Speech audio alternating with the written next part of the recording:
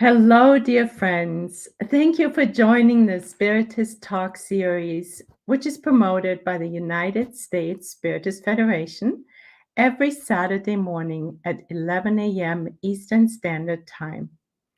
I'm delighted to be here to host today's talk by Marcia Trajano, who will talk about the enemy within. Hello, Marcia. Hi there.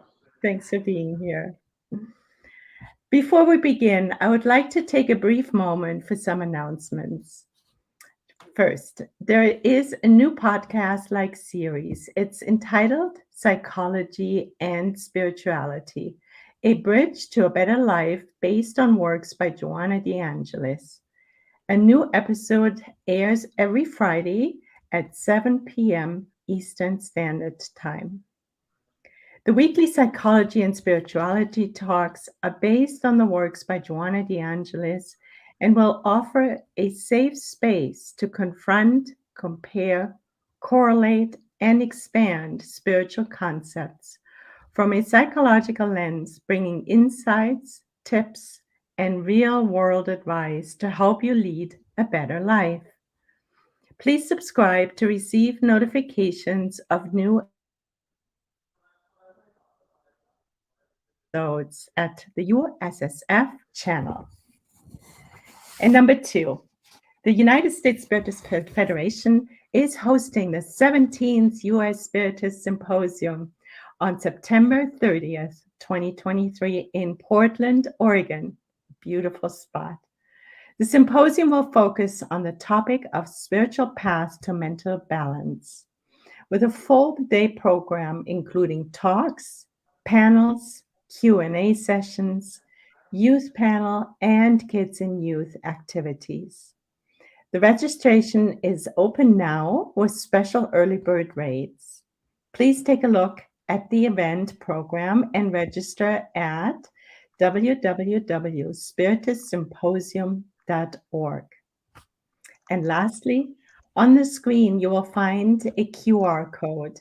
If you want to help the United States Spiritist Federation produce more publications and promote Spiritism to everyone, please scan the code. Now back to you, Marcia. It is good to have you with us today. Yes, thank you. Yeah, of course. You're welcome. Let us all give you a very warm welcome, and everyone is clapping. We're excited to learn about the enemy within today. And before you enlighten us on the subject, Marcia, let me formally introduce you. Thank you. Marcia Trajano is the president and one of the founders of the Solitude Center for Spiritual Living. She's also one of the co founders of the Christian Spiritist Community of Atlanta and a former board member of the United States Spiritist Federation. She has been a spiritist for more than 25 years and has participated in giving talks and leading study groups in English and Portuguese. With a master's degree in management of technology, Marcia currently works in the field of project management. And I want to, before I say one more time, welcome. And so we're so happy that you're here, Marcia.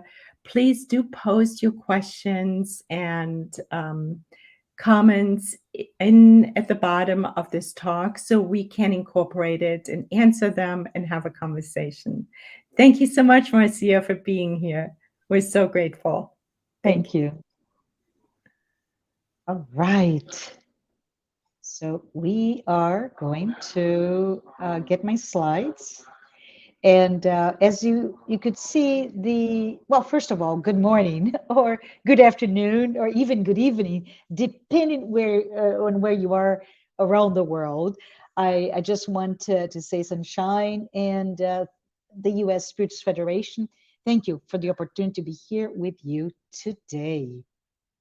And the enemy within, what are we talking about? Well, this topic is something that I'm bringing here for us as a reflection point to you, to me, to all of us. It is inspired by the book Jesus in Our Days by Joanna de Angelis in collaboration with Divaldo Pereira Franco. The concept, if we think about of say immortality as the spiritist body of work brings to us so thoroughly, is something that we know it's engraved in our hearts, right? So this notion of immortal souls implies what? Well, to me and to most of us, it should imply this sense of a long journey and this certainty that we all will grow spiritually. But it's very interesting. We'll do this path that is very individually driven, but it is part of what I call, in my mind's eye, a foolproof system of justice, the divine justice.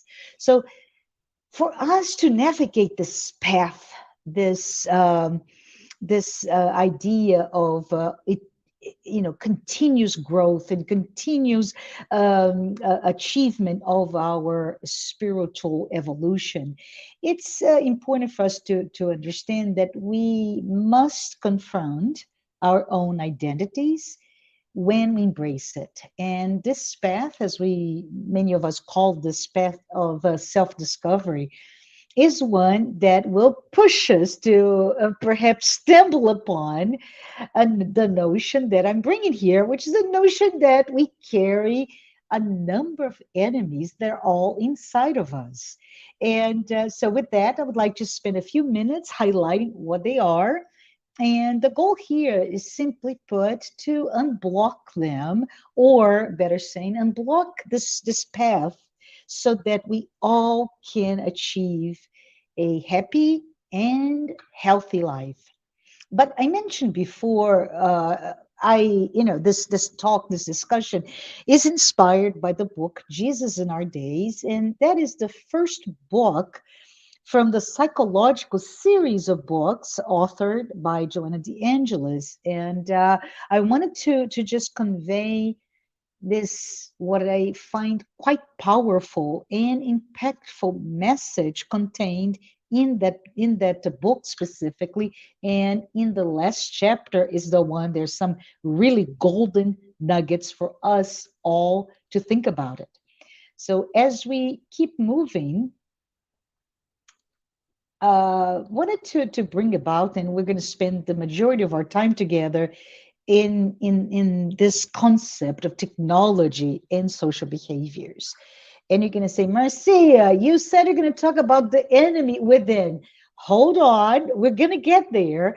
But how do those enemies within counteract to the technology and the resulting social behaviors that is a hallmark of our life today? And we talk about not only this decade, but potentially this millennia, or the best end, right? The 50 last years of last century, where there's so much advancements in technology.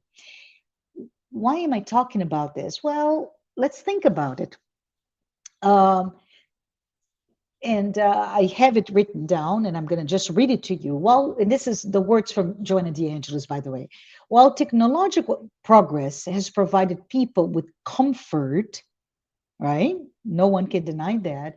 It relentlessly equalizes people at the same level, producing a sort of dehumanizing equality that consumerism has established as an important social achievement. So I just invite you to read this paragraph with me, because it's just really odd. What are you saying, Joanna? Technological progress provides comfort, got it, but, and this is the notion that is quite puzzling, while it equalizes all of us, it produces a dehumanizing equality that consumerism has established, right? So as we go about, and this is just incidental, I keep thinking about the other book written by Joanna de Angelis, and it was published not so long ago, Empty Lives, where Joanna brings the same topic, like technology and and how it impacts our behaviors. And the first question that pops in my mind is, what do we even understand about technological progress, right? So, just not that you need me to tell you, but let's just to frame our conversation here. Technology and its advances is providing the comfort, Joanna, we got it. But when it does that, it allows us to do things that we would just otherwise not be able to do this. What are we talking about? Well, communication in general has shifted, has increased, we think, because of mobile devices such as cell phones, tablets, laptops, etc. The labor force in general has shifted, right, with a personal computer, but also how do we go about doing our work on a daily basis? Healthcare, just keep thinking about nanobots, right? The robots that perform surgery or even are inserted in your body to do things. Internet of Things, where from smart cars to smart homes to smart cities, we're now hyper connected. And I could go on and on. Things that keep coming to mind are, for example, 3D printing, that you can imagine how they are printing from toys to prosthetics to homes, genome editing, brain mapping, artificial intelligence. Oh my goodness, the list goes on and on. So it provides us with comfort because we can do more, right? And because we can do more, if we decide to do more, or we say, no, I'm going to stay at my status quo, my same level of output, I have more time to do whatever, including to do more things.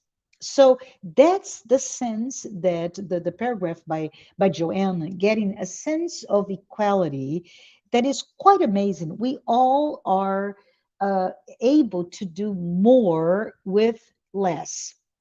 And then the last part of this paragraph that is still puzzling to me is Joanna de Angelis brings the notion of the dehumanizing equality as this almost unintended negative consequence of those technological advances, right? And how they reflect on our social behaviors. So according to this concept, we just have to again, once again, frame it into where are we? What are we talking about? How are we breaking down this one paragraph into a discussion about the enemy within? Well, first of all, we're here in the US currently, which is a Western society. We live in a capitalist world. And quite frankly, in a capitalist world, we are measured by the ability to produce. We produce stuff, we produce ideas, we create innovations. There are outcomes in terms of who owns the intellectual property. It is all about the ability to stay creating some things that measures my success in this context. So there is this really strong correlation between technological advances, the ability to produce more, and this incessant, ever growing push toward consuming those newly produced things. Does this make sense to you? For me, it starts to make sense now when I link not only the technology and technological advances with the ability to produce, because we can do more with the same or less, and because we produce more, it moves into the realm of consuming more things because we can. And again, if we can keep framing this new paradigm that we all live in. We may talk about, and I've been I am a project manager, as Sunshine mentioned earlier, but I work in the healthcare industry. So I hear a lot about the future of healthcare, but then we can talk about perhaps the future of retail, future of this and that. What is this future, and what is it the future that we live now, right, as a this roadmap that is now being materialized? And it is so fascinating if we think about this post pandemic years of 2020, 2022, how even that technology, I mentioned cell phones, mobile technology, but it has allowed us to obtain more, to access more. And the idea of production and consumption of those things that are being produced, we are now able to obtain products, services, while not really needing to visit a physical store, go to a doctor visit, and multiple variations of that concept. We, as consumers of products, as consumers of services, are actually encouraged to acquire things from across the globe with an amazing ease, moderate prices, and time to get it right. The SLA is really becoming shortened and shortened. I can think about one of the major retailers, globally speaking, that I have been able to, my own experience, to be able to have books sent to me in 2 days that I had looked for to purchase otherwise for months, right? So there's this whole shift in how we are able to access, but also our own expectations. And we then start to think, right? Yes, there is a high influence of technology on our social behaviors as consumers. It is really impossible to ignore, right? We have, as I mentioned, unlimited access to information, so we can demand more products, more services. We also have this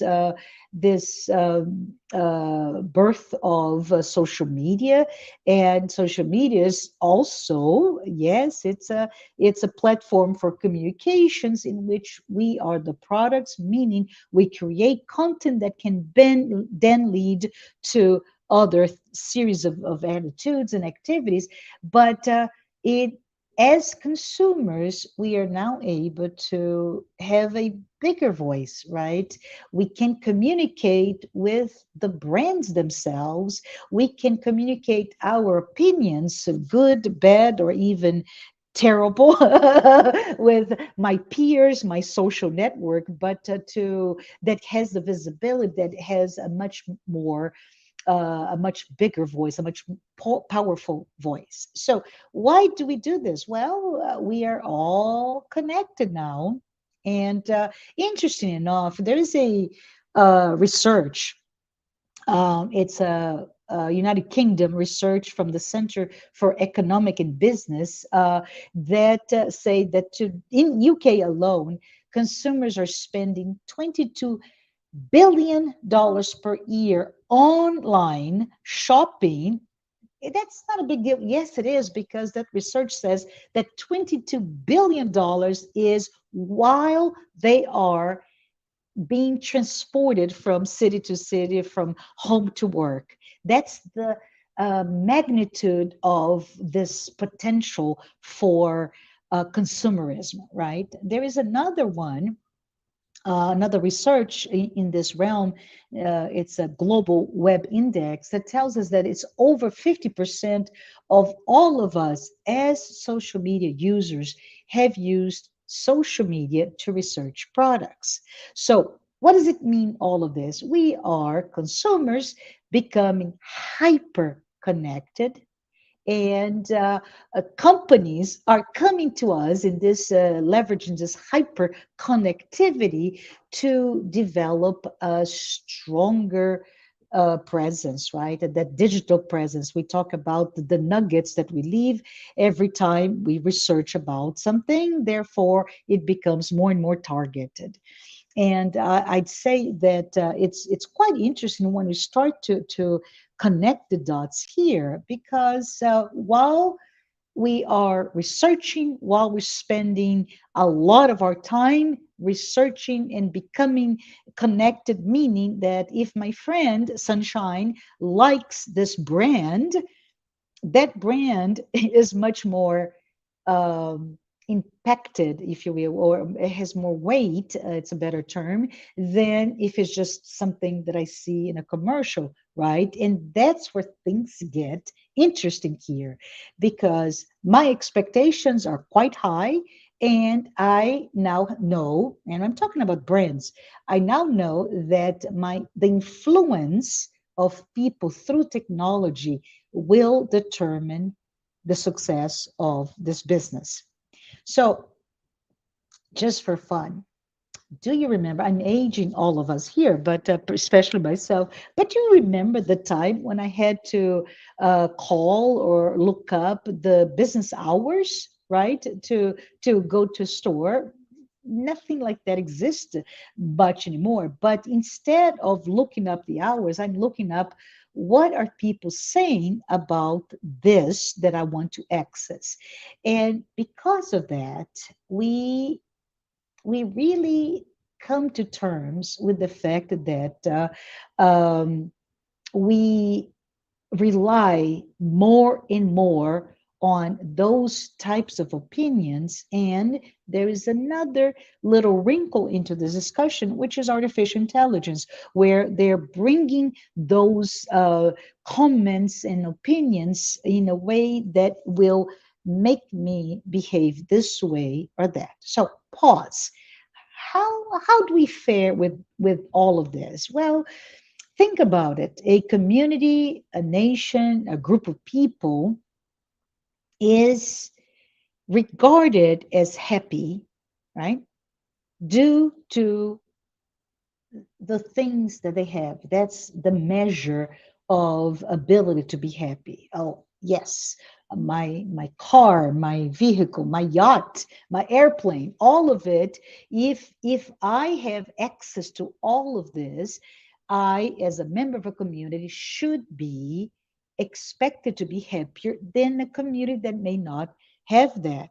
Is that right? Well, let's think about it. As connected as we are, there is a that increasing appetite, right, to have more, not because they're available, but because more is more. And because more is more, I now need to trust my influencers to promote a product. And just as an example, I've done some bit of research about this whole problematic area of social behavior, technology, and consumerism. But for example, there's a fellow fashion model and beauty blogger. Her name is Camila Coelho. She's Portuguese and English speaker, and she just, she has her little blog, and her little blog has more than 3 million subscribers, and people just look for whatever Camila says. And she, like many others that I'm not going to talk about here, but they start to model our behavior from, say, the hair. How do I have to cut my hair? What is my body type? And those individuals, those influencers, helping shape those fads are really good at it. They lead us to have this copycat behavior, and it I mean something when I'm talking all about it, because remember, we're talking about something that Joanna de Angelis brought to us. Simply put, there's a lot of people imitating one another. there's a lot of people assuming identical postures. And because of it, I no longer behave like Marcia. I want to look like, behave like, dress like Camila Coelho. And this is just an example, folks. But we start to look for the external instead of looking within.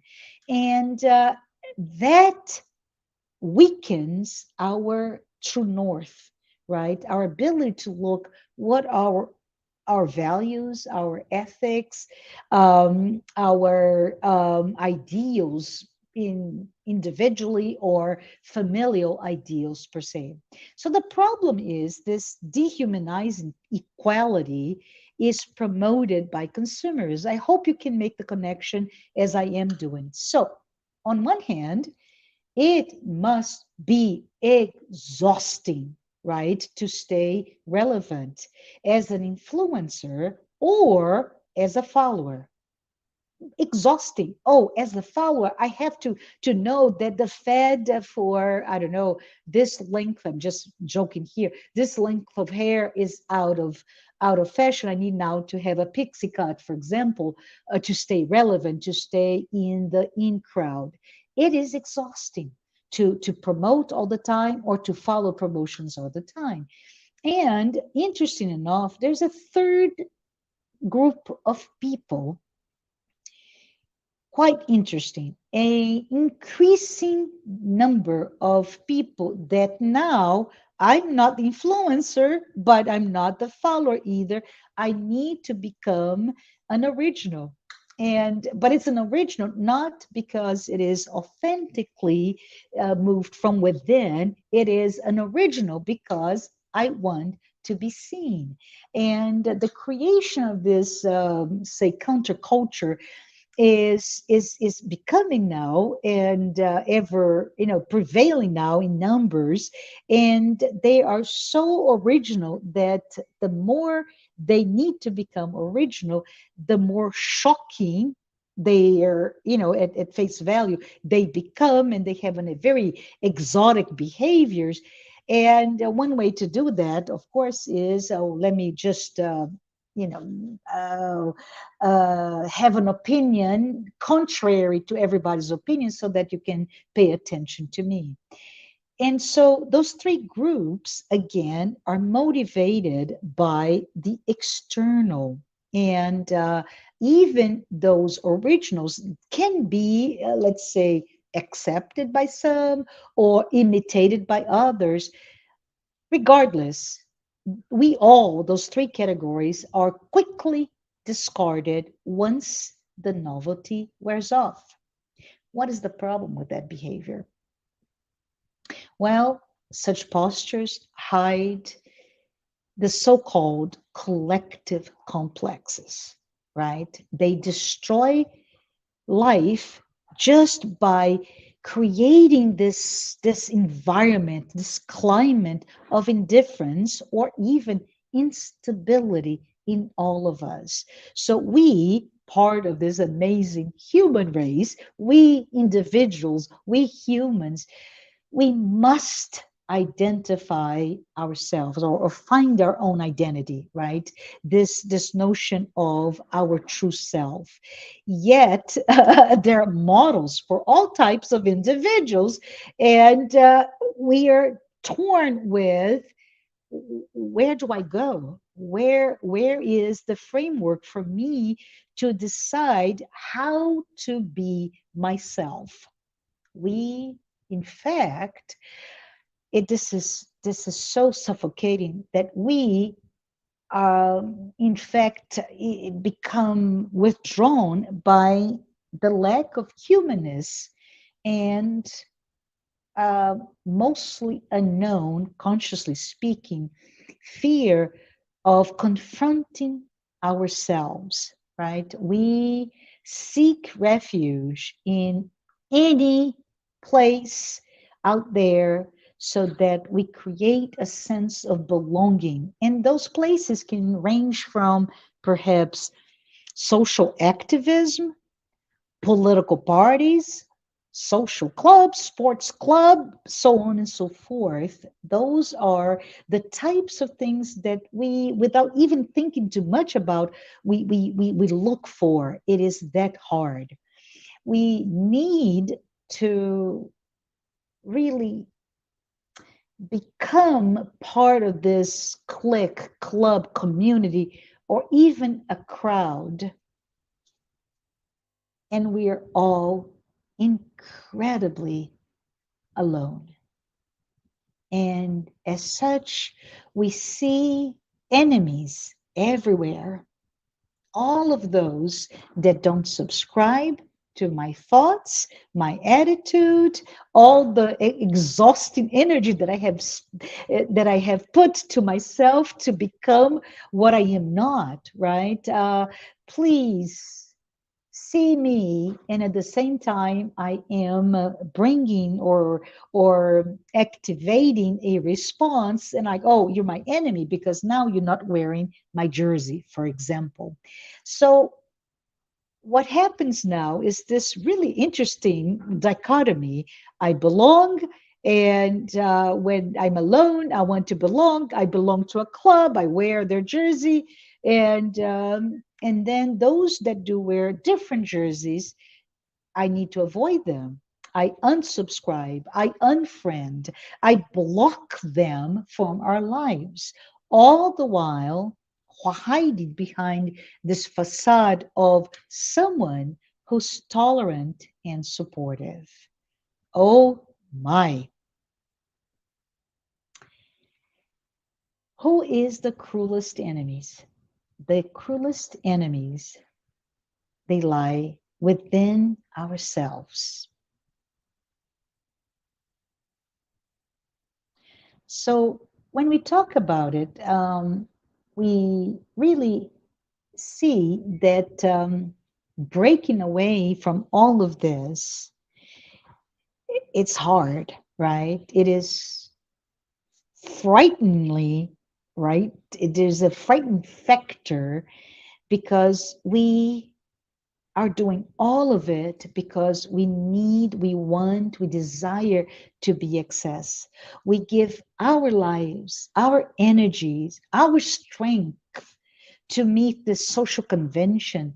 But in reality, we are all driven by, yes, our sense of pride, selfishness, which really illustrate our arrogance, our vanity, our masks that we hide behind to be what we're not.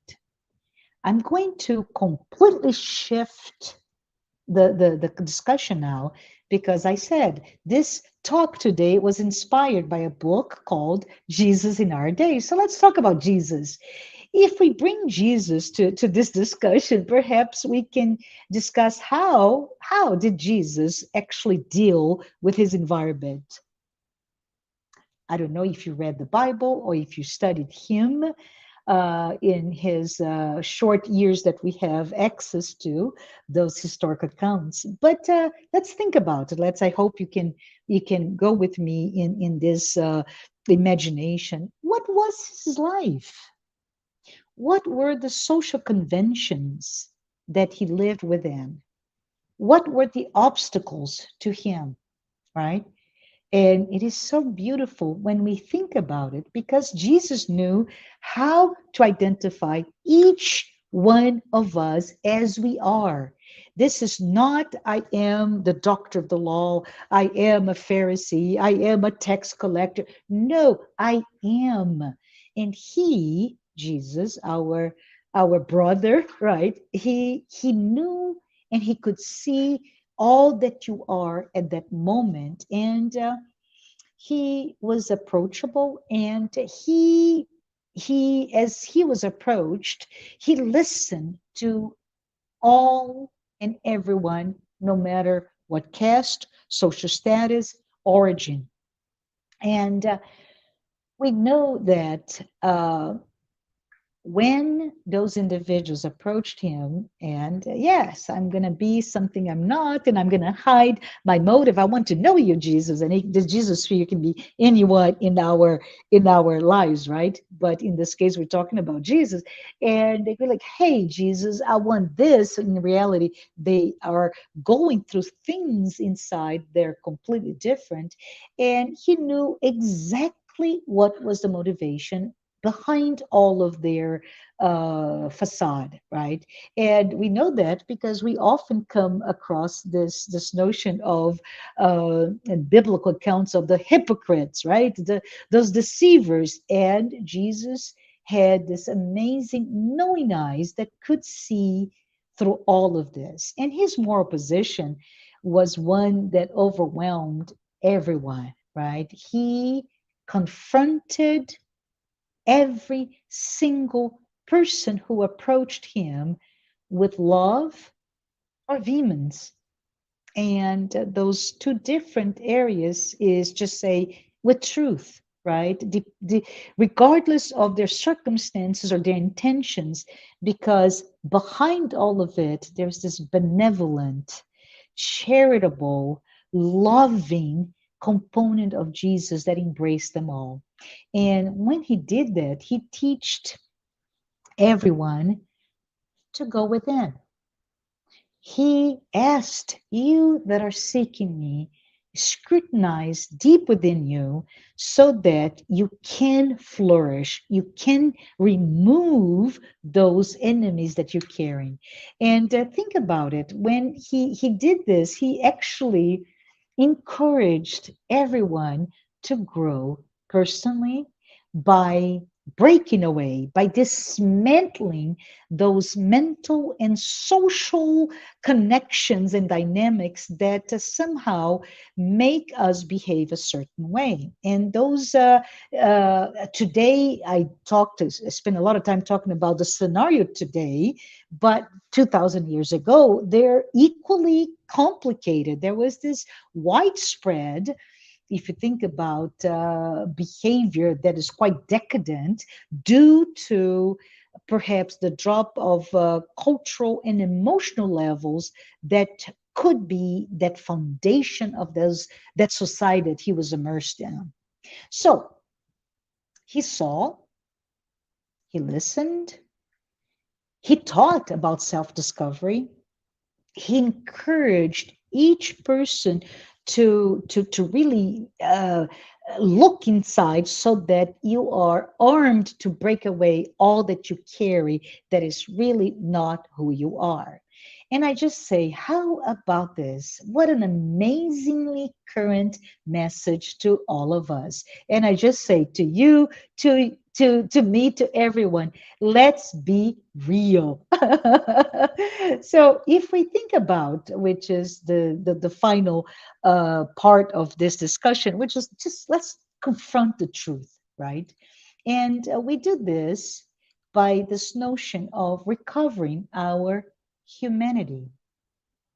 In Matthew chapter 26, verse 75, I don't know if you can recollect that, but it's all about Peter and his denial, right? We know that Peter denied Jesus 3 times, and that what I'm trying to bring here through the words of Joanna de Angelis is the idea that it was a moment of incredible shame, right? He did not have to look within. Jesus told him, Peter, you're going to deny me 3 times by the when the sun comes up, right? Tomorrow.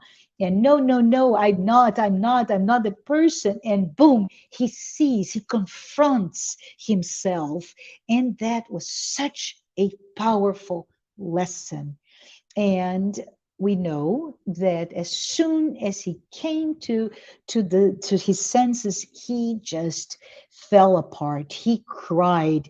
And it's very interesting because his tears, right, it was an explosion of tears, we are told, were truly cathartic. He used that confrontation of the shame and the guilt that he felt to free himself from all the remorse that could have led him to neurosis, right?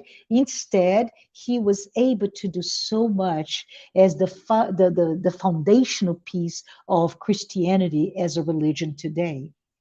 Counter to that is an example of Judas. We all know Judas betrayed Jesus. He, in a beautiful way of this conversation, right? Symbolically speaking, he sold Jesus. There was a consumerism, a transactional piece to it. He sold Jesus and he confronted himself with the fact, with the act, with the event. And like Peter, he was so ashamed, but the shame was so big that this enemy within, this guilt that he felt, overwhelmed him to the point that he committed the terrible act of taking his own life, right?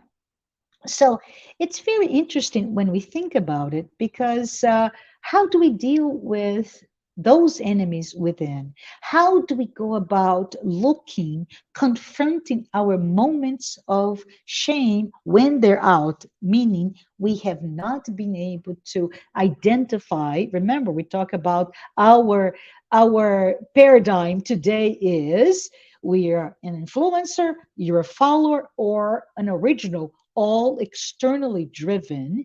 So, external driven because we are not spending the time like Jesus had so clearly done to look at oneself and seeing that individual, that self that is an immortal soul and brings from him or her all of this baggage of past lives or past incarnations, and all the situational or zeitgeist, right? The spirit of an era that we have lived through, for example, how do we access it? And many of us face the fact that our worst enemies are actually laced in our fear, right, to see within, but also lack of courage or cowardice. We are so afraid to not only look at those moments that we betrayed or we did things that we don't want to do, and those are all kept in our shadow, right? But when we confront them, we are now faced with the idea that we must spend sometimes one or more existence trying to make amends through being good or practicing good. So it's very interesting as I think about it, right? In the case of Jesus's time, Jesus accepted his um, in for Peter, right? He accepted his remorse and his tears as an offering of love, and used him in the construct of what was to come. But how are we dealing with that? Can we be a Peter? Can we be a Paul? Can we be a St. Francis? There's so many amazing figures, and we can even get closer to us. I think if we think about, for example, Mandela, right? Nelson Mandela, that has a before his prison and after his prison.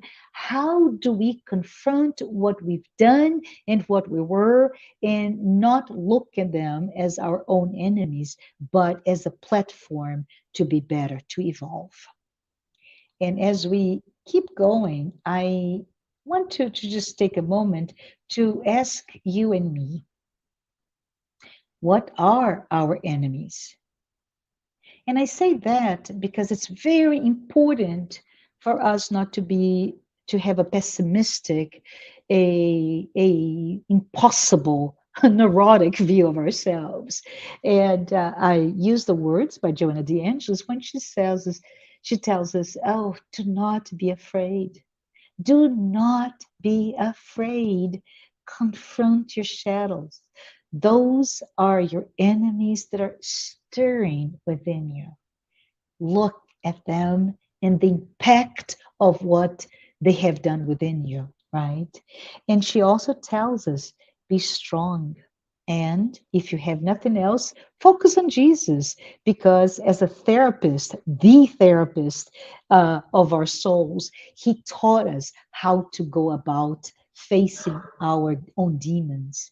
And she also says to let your own feelings, your emotional response to your own enemies, your shadows, uh, reach Jesus, reach your your spiritual guide, your mentor, because you will be received just like Peter was, with love and support to move on. So, from that perspective, I say let's not hide the enemies, the adversary that we all unconsciously have a fight, right? We should identify them one by one and, like Peter, unburden ourselves or the pressure that is building at us. And we're talking about this is catastrophic for some people, mostly all of us, right? But it can be so tremendously large. But let's just look at each one of those repressed adversaries within our shadow. Let's bring them on and look at them with love. Let's recover our humanity. Let's be ourselves. We can and we should be involved with everyone in our social group, whatever they may be, whatever jersey you may use today, and still preserve ourselves and preserve our sense of identity. And we do this simply by not giving in to the impositions that are quite neurotic, which is the whole construct of technology that leads in a capitalist society to an enormous sense of consumerism. So we part here because I would like to invite all of you to be open to renew yourself, to be open to a sense of diversity. Yes, I do want to belong, to feel welcome, but the other person that it may not be my little clique or club is an interesting person. And with courage, it will also lead you to know more about yourself. So when we are unburdened by all of those things that prevent us from looking at ourselves, we can indeed cry those tears of remorse, perhaps, but welcome the opportunity that we have to have an amazing life that opens up to all of us. So I hope this made sense to you, and I would like now to open to your questions if there are any. Thank you so much, Marcia. What a wonderful talk. So eye-opening and so clear. Oh, thank Helping, you. yes, and really reiterating and helping us to look within, which is really where all the answers lie. Thank you so Mhm. much. Yeah, it's very therapeutic. Thank you. Are there any comments or any questions? Oh, Yes, there is. Jusara. Uh, Yeah. There's many. So Jasara says, the process of acknowledging the enemies within are indeed quite hard.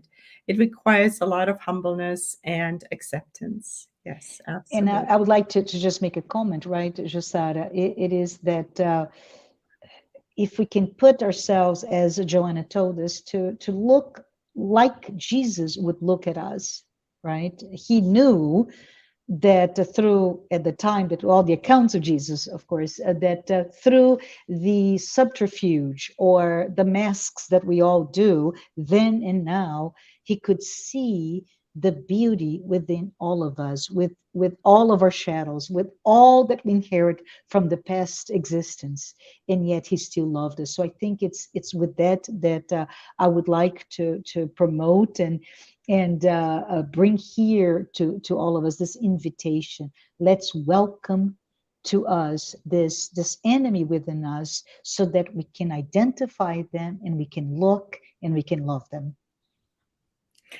What comes to mind is the simple phrase that Jesus left us with by saying, if nobody has sinned among you, no, those who have not sinned may throw the first stone. Isn't that Yes, so true? And then all the Pharisees or the group that came to the town square, they left. yes, And they were yes, invited to look within, right? Whether they did it or not, that was between them and God. But yeah. simply, right? There was no invitation to look within and see, but Yes, yeah. yes, and I think Sunshine, that it's very interesting when we talk about the right the stoning of the woman. And yes, she had sinned according to the culture of the time. And yes, she knew she was sinning. And yes, she was caught. And yes, there is all the justifications for that, what I call barbaric type of activity, right? The stoning of a person to death. And all of those things are correct, but it's also correct this other area for us to look, which is simply saying um, the heart and the soul of that woman who made that mistake, it still has God within. It has the light within it to fail, to correct, to not make the same mistakes. And this is simply put a parable of for all of us, right? We are all in the same shoes, different mistakes, but we're all there, and we may consciously or unconsciously know that we're making a mistake. And if we are or not caught by our external audience, it doesn't matter, regardless of being caught or not, regardless if it's consciously or unconsciously or repressed. Let us be kind, let us learn, because it's a learning process. We're still not there yet, but let us learn to welcome that enemy within, and learn to love this enemy, just like Jesus taught us, right? Love thy enemy. Yes. Beautiful, Marcia. Thank you. All right. So here's another question Mhm. um, by the SSNB. How can we benefit from technology without losing our human interactions? How Yes. not to lose focus on what is important in life? Oh, love it. Thank you. Thank you for the question, right? Because, yes, we know that Joanna is, boom, she's a critic of technology. Yeah. Not because technology, this is by no means a sense of technology is not good. It is good.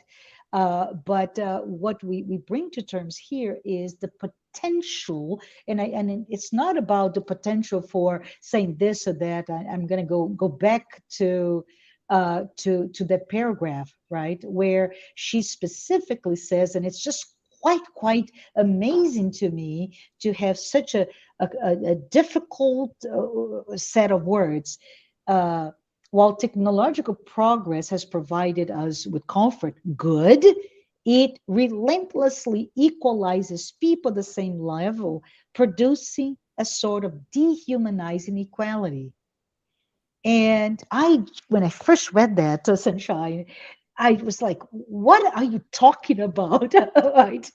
And while technology, time, and even the ability to make ourselves comfortable, right, to be able to consume things in technological activities to make us better people, we just fell apart. We don't know. It seems like we don't know how to use it, and we changed that into this dehumanizing aspect to the use of technology. So I say that, and I'm going to try to attempt this with a personal opinion on benefiting from technology, because in my world today, and there are hints with when Sunshine talked about my bio, and as well as when I mentioned that I work with healthcare, we are facing our entire profession with this idea.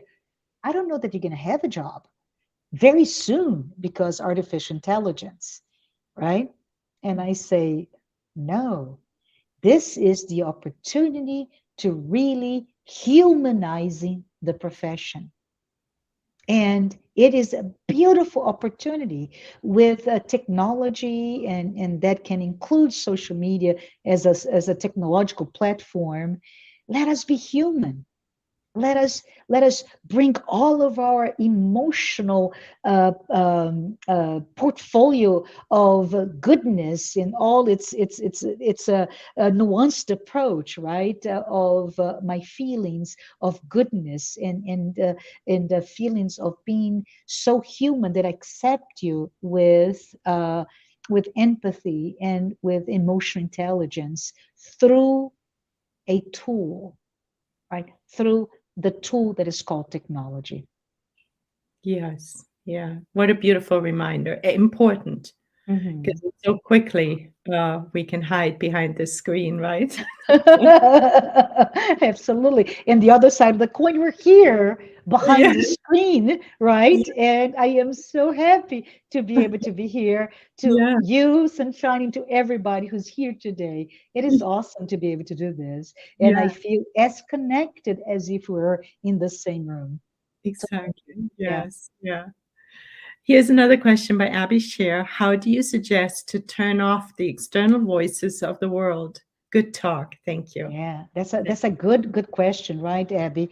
How do you suggest? And I would say, if I put my head as Joanna, and she says in her long list of books, she always recommends us to find the quiet place.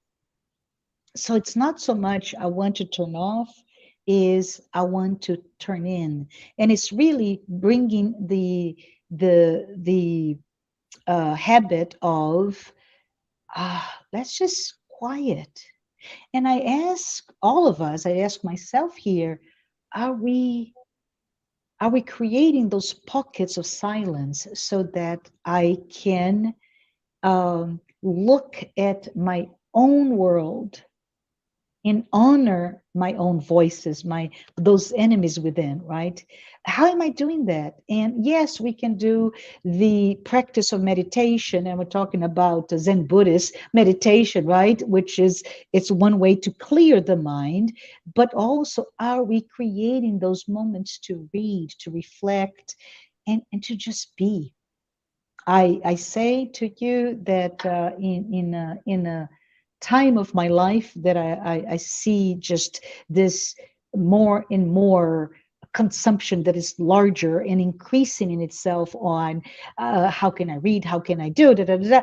And I say, I don't know that I'm spending enough time in the quiet space. And the quiet space can be a cup of coffee, a cup of tea, right? It can be just sitting down and look at the flowers, whatever. But we are less and less inclined to do that, right? We cram our days with activities, and those activities lessen our ability to look inside, look within. Right. When you say to create the time to reflect, Marcia, what comes to mind for me is also the nightly review that St. Augustine suggested Yes, to us, yes. right? Yeah, Yeah, just go over the day, like, right before we go to bed or anytime really, and then just seeing, what comes up, because that's yeah, like, to me, like the perfect connection to my conscience. And we know it's all in there, right? We know yeah. was, right? Wouldn't you Can, say? yeah, can I say something? It's just that this is long ago and far away. My first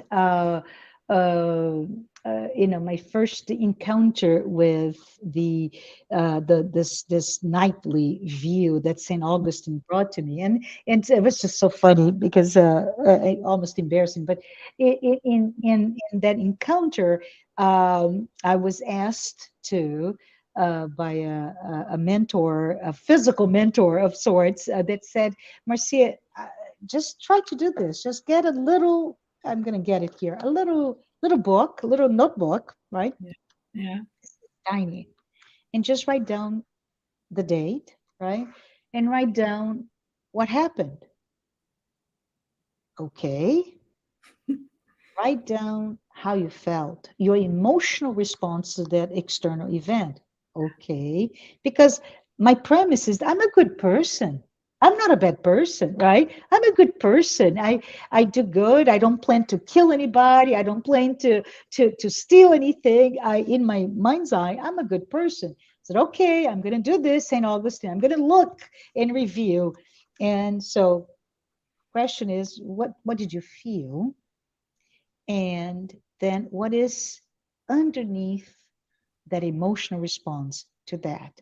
So 3 decades later, if we talk about Joanna de Angelis and the enemy within, what is the trigger for me to have that's the snap reaction, which is an emotional response to something? Was it fear? What are you afraid of? Right? And that's the kindness that comes within looking at our response. Is it anger? And it's okay to be afraid, it's okay to be angry, but why is that? What is behind that anger? That angry response, and it could be my anger. Let's say this is completely fictional, but let's say that I'm opening my door, and my cat, right, it runs. I don't have a cat, by the way. My cat skips from the door, and boom, somebody almost kills the cat, and that provokes an anger response to the guy, the person who is driving the car that almost killed my cat. What is behind it? Is it guilt for, right, for opening the door? And is it okay to have the cat escape? What can I do? So you see, it's this complex view of our events, and thank goodness St. Augustine for telling us, for giving us that framework for doing a very easy self-analysis.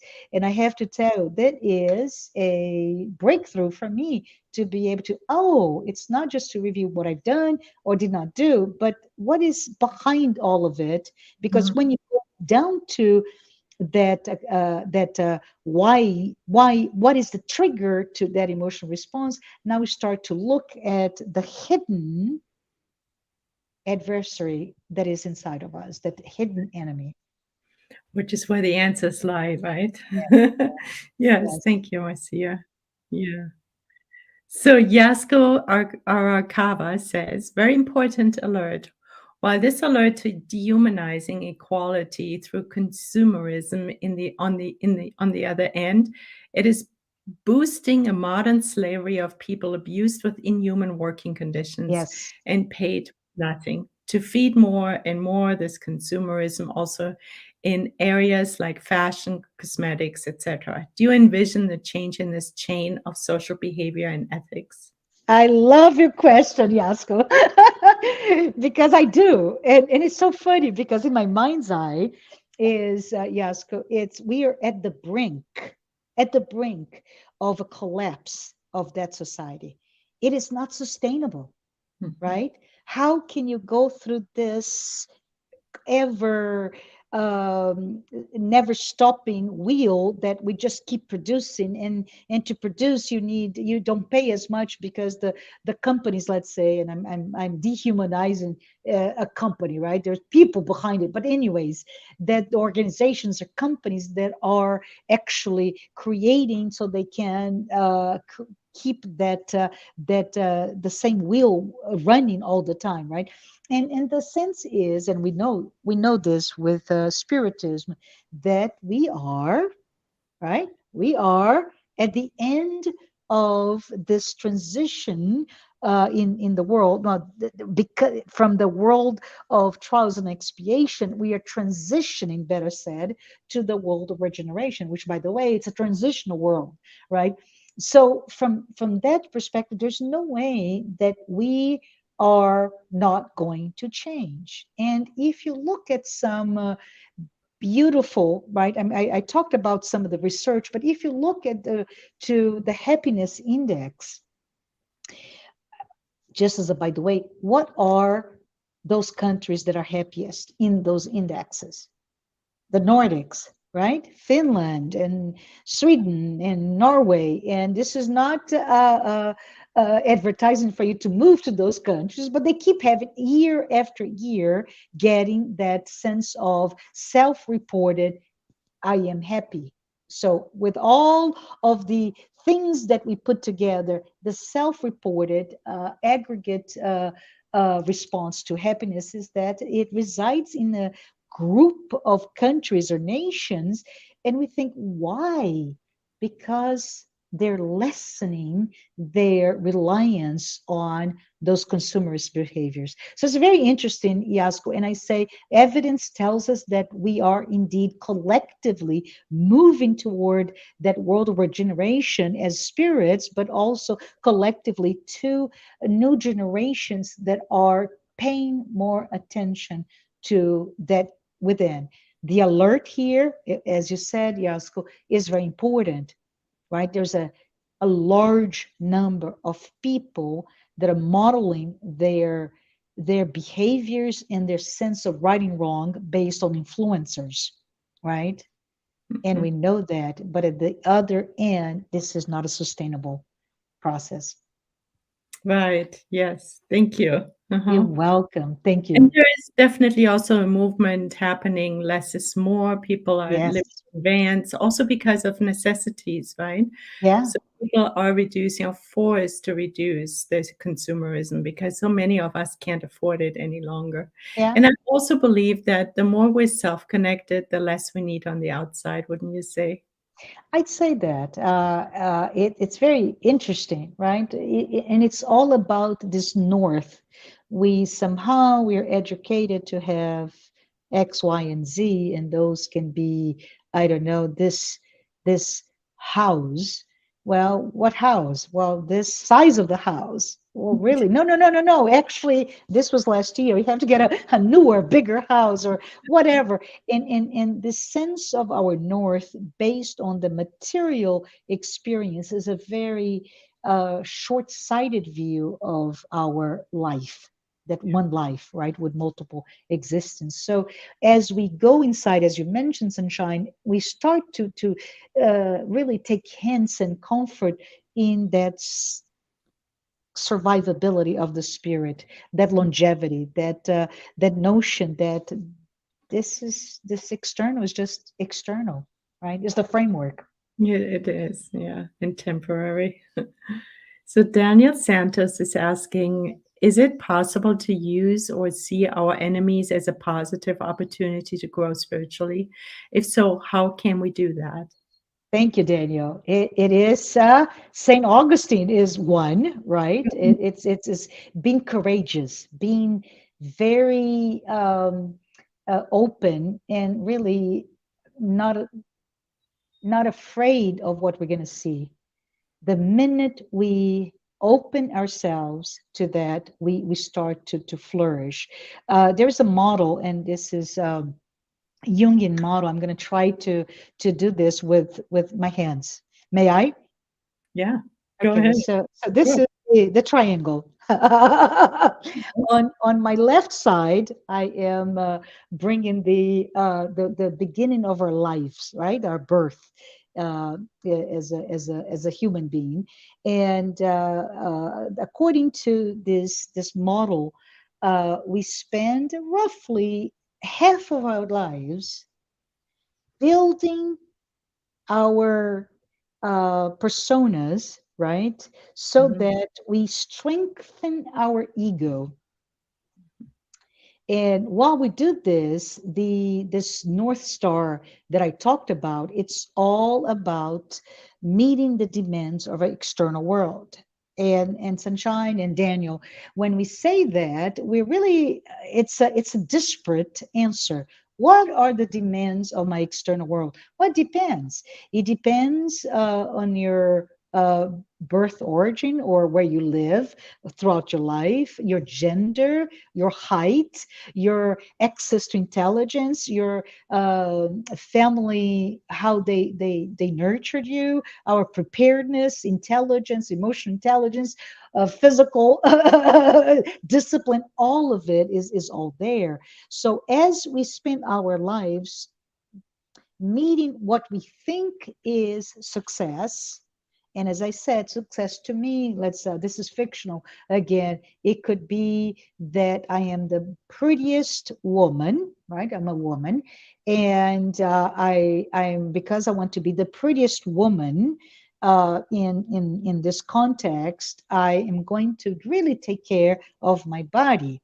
Well, let's keep going. We go all the way to the end, the apex, when our egos are so well defined, right? From as a structure, we usually fall, isn't true? Most of us go through a midlife crisis, as it's called.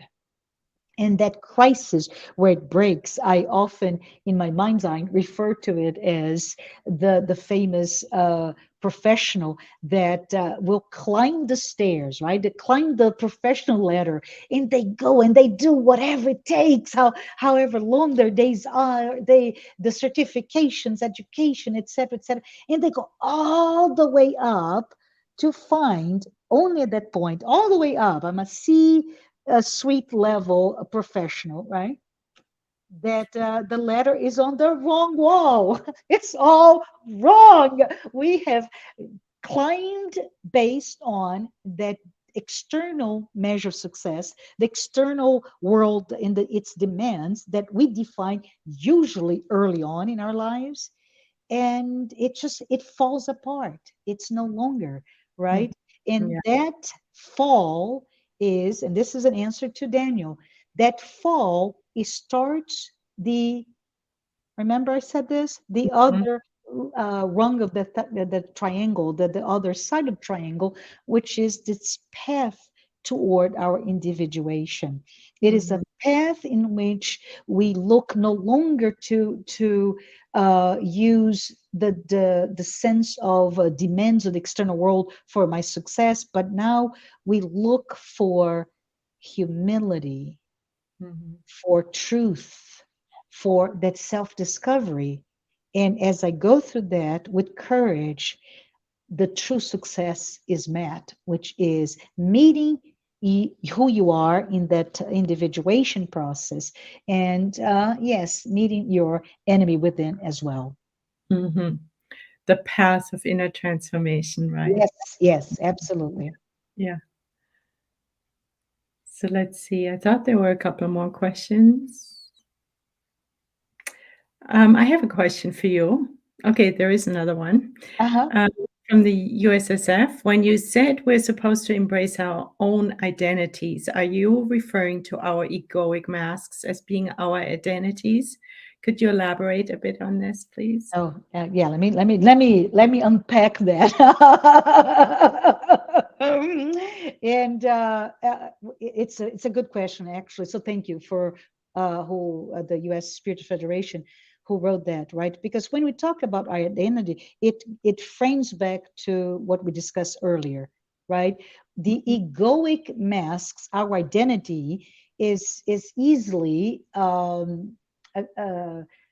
uh, reached and accessed. I can't speak, sorry, right? So it is, right, the triangle, it Mhm. is based on that um, building of personas that are often using those egoic masks. So what am I talking about for those who have not delved into this material? But it's just based on Jung, especially Carl Gustav Jung's right? It's what I always say here. I put my hand here, sunshine. It's my mask.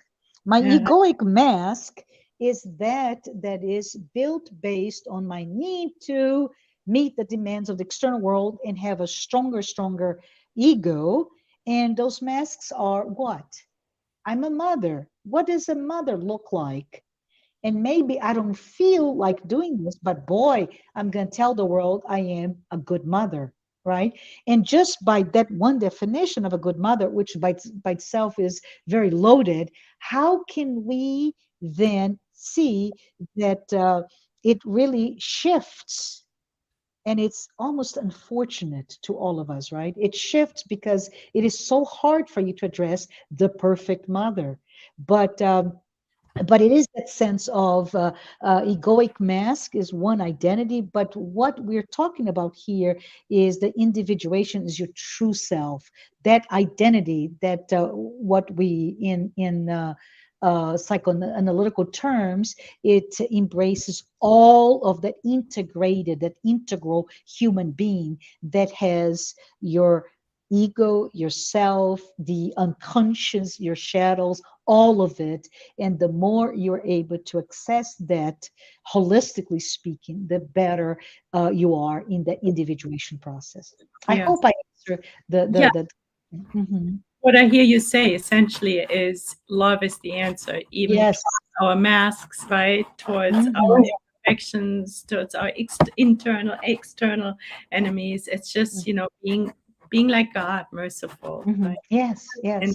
this is Look through Jesus' eyes, right? yes, He exactly. looked at us, or all of those that were there when he was on Earth so many years ago, and he looked and he could see, like zoom, laser sharp. He could see all of those masks and all of those craziness, all of those existence, all the baggage that the shadows and the entire inheritance from prior existence, and he still could love and accept. That is Yeah. just so powerful, right? It is so impactful to me. Yes, to me too. Yes, and a continuous practice daily. Right, right. So I think there's one more question. Let's see. Yeah. Again, from the United States Spiritist Federation, would you say that recovering our humanity entails self forgiveness, which Peter was able to do and Judas not, since he took his own life? The answer is yes. Good. Yes, yes, absolutely. And love includes that self-forgiveness. Love really should focus on that. The minute we're courageous enough to look at ourselves, we're able to then forgive. Yes. Yeah. Courageous, the word cur, heart, take heart, right, is in that. So, yeah. And I think, I know that in the gospel, one of the spirits uh, educated us in courage and said it's not so much looking at the external enemies, right, that we need courage for. Actually, we need even more courage to look inside. And so you're reiterating that as well. Thank you so That's much. beautiful. Yeah. Yeah. Thank you so much. We're so grateful. We've really learned a lot and understood how to look inside to create this spiritual revolution, which is from the inside out, right? So thank you, Marcia, one more time. Um, so we will continue next week. Of course, there will be another live talk, and on June 24th, same time at 11 Eastern Standard Time. And it will be with Anna Moreno, and she will be speaking on exploring the relationship between spirituality, spiritism, and mental health. We can't wait. Marcia, before we close, would you be willing to do our closing prayer for today? Thank you. Appreciate that. Marcia. And maybe we can just take a moment to close our eyes if you are willing to, and feel all the love that is already all around us. This love energy that comes from God, and it's expressed through all those incarnate and discarnate spirits that are close to us, that are attached to us. If we, dear Lord, may exercise the love that our brother Jesus brought to us that love, through his words of loving thy enemy, can be lived, it can be grown in many different aspects of it. May we be loving, may we be forgiving, may we be good.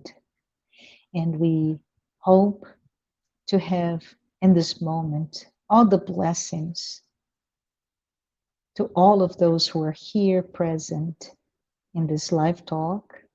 So be it. And so it is. Thank you so much, Marcia. Thank you again. Big hug to you. Big hug to everyone who has been watching. And we will see you next time, next week, same time, same place. Have a good week.